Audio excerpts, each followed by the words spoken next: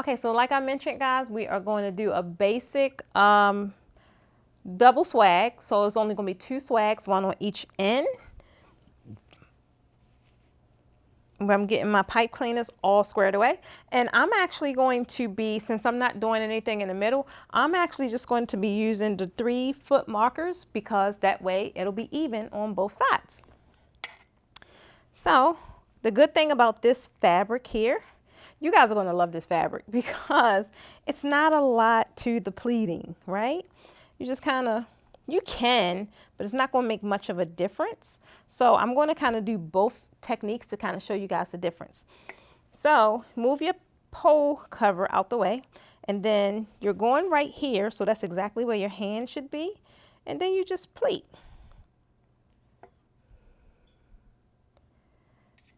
Wait a minute. There we go. You see your pleats forming. And at this point, you guys are in a further module, so you probably is kind of picking up your pace a little bit with the whole pleating technique. So you're probably going a little faster, something like this.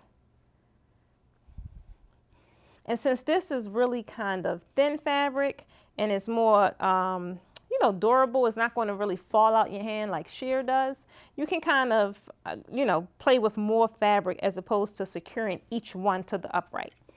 Kind of just keep on going there.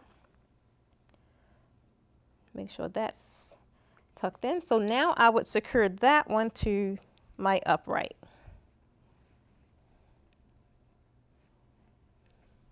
And now that you guys are getting into heavier fabric, sometimes it's key to take 2 of your pipe cleaners and tie them together. That way it's a lot longer. Because if you try and ruffle, you know, with all this fabric with just one, it's a good chance you're going to lose it.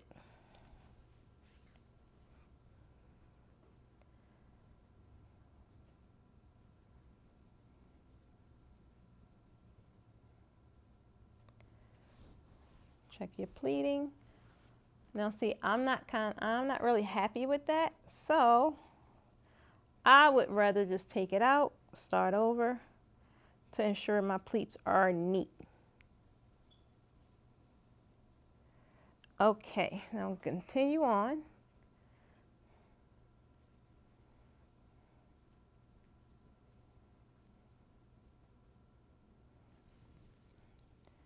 Continue on. Make sure you're closing up the gaps. You don't have any gaps there. Your fabric is meeting. No one should know where you have a new panel begin. Tuck that one in. I'm going to keep going.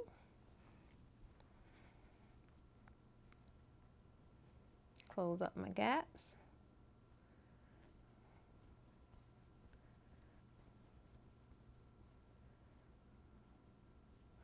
Then you just secure it all to the upright.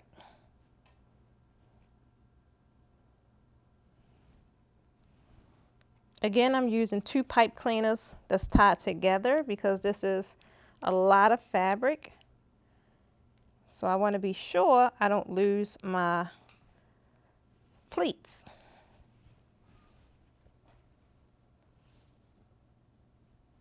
Then you just kind of do the same exact thing on the other side.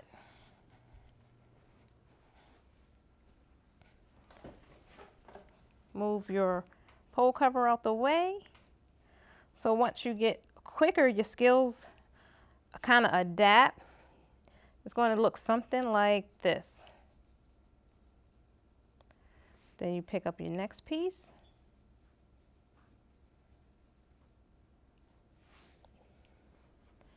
Then your next piece. Make sure that each new panel is folding inward.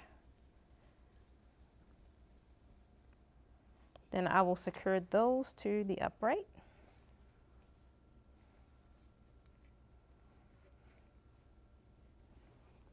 Then continue on. Bring it over here.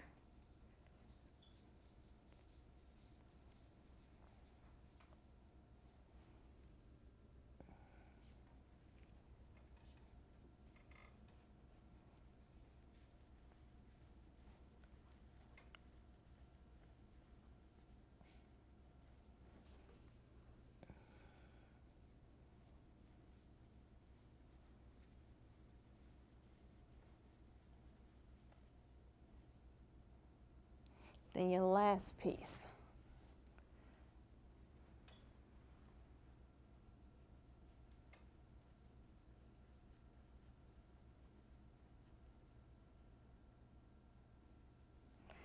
Then again, just secure that to your upright.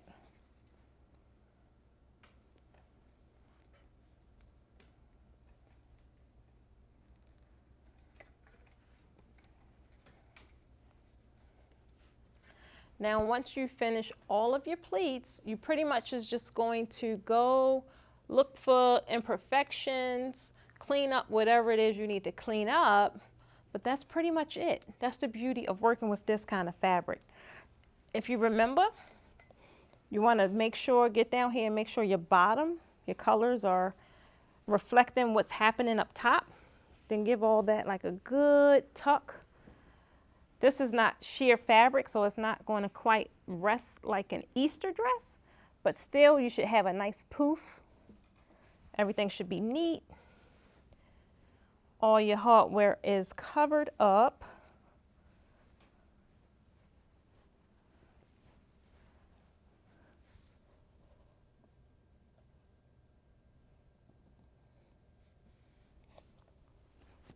We do that on both sides.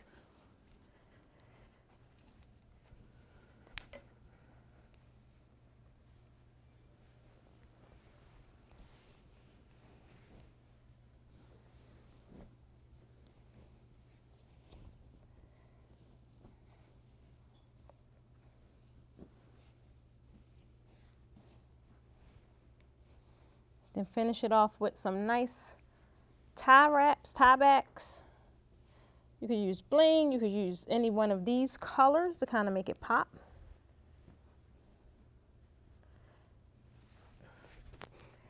Straighten out your gig line, which would be your black. Making sure that's all neat.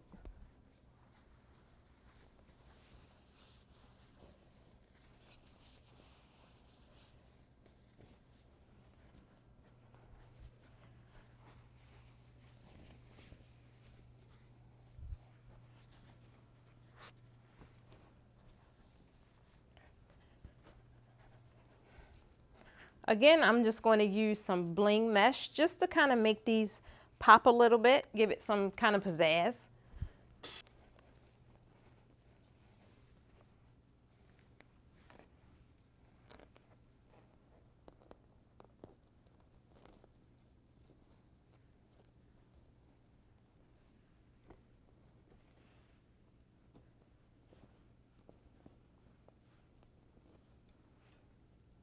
Stick a pin in it.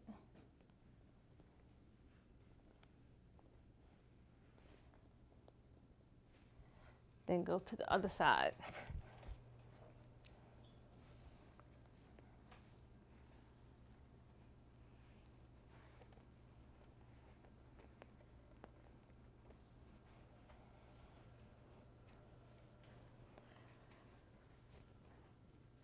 So there you pretty much have it. That is a basic double panel with a valance, and you actually can take this a step further, like I'm going to show you further along in the course. But for right now, this is how you would do this backdrop. Now you can pair this with frames, any kind of embellishments like a chandelier. You could use crystal curtains. You could use so many other elements to kind of make this pop. And I'm going to actually show that to you guys in the next module. But now I'm going to show you how this can actually become a little more romantic. Right now, these are called, this is pretty much a straight A-line design. Straight A-line because, you guessed it, it's shaped like an A.